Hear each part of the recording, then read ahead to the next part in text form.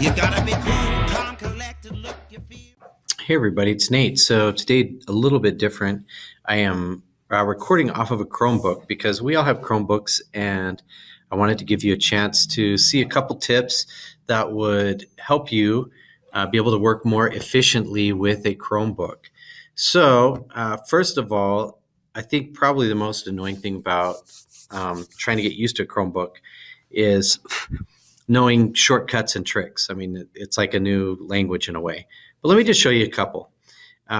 Keyboard shortcuts are super useful. And if you're unfamiliar with those, the best way to learn is just pick up one or two a day and practice with them. And soon they become secondhand.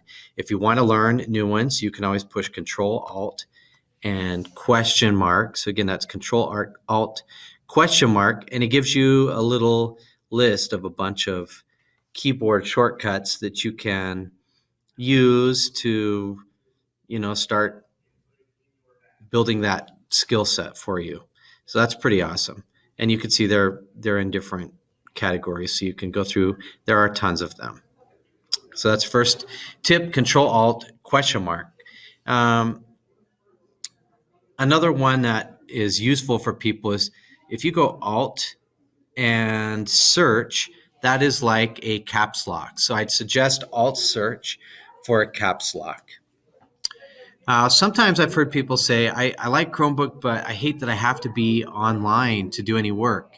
So let's take a look here. If I'm in my Google Drive and I go to settings, I can click here, sync Google Docs, Sheets, Slides, and Drawings to this computer so I can edit offline. So what that does when I select this, I have access. I could open up this Chromebook anywhere. I could be like in a subway, in the deepest tunnel.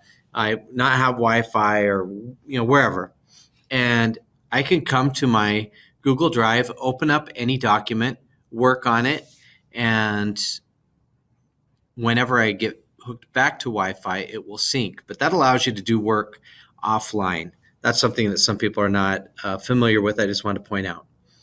The last thing I want to show you that's kind of interesting is you can use the touchpad. Everybody knows, you use the touchpad with one finger, and that's just moving this little mouse around. But if I use two fingers, I can get some different functionality, and three fingers also. So let's look here. Let's say I wanted to scroll up and down. I know you can't see my hand, but what I'm doing is I just have two fingers, and I'm simultaneously scrolling up and down on the touchpad, and that's a scroll. That will work on any website, on anything. So if I was here looking through all these, and I'm like, oh, where are these? I'm just two fingers. I've seen some people try to hold one finger and then kind of come over here and grab the slider bar. That's annoying. Okay, so just use two fingers to scroll. That's super useful. And maybe you're not aware, you can have multiple pages open. So let me show you one more thing first here with the one page. If I use three fingers and scroll right and left, it's going from tab to tab, which is nice. Now, if I use three fingers and go down, that is going to open all the different pages I have open. So I can have multiple pages. Here I had a spreadsheet in the background going. Maybe it's music you got going or something. Who knows? And kids do this. So if you ever wanted to see what a kid has too, just come over and put three fingers on their touchpad and swipe down, and you open this up.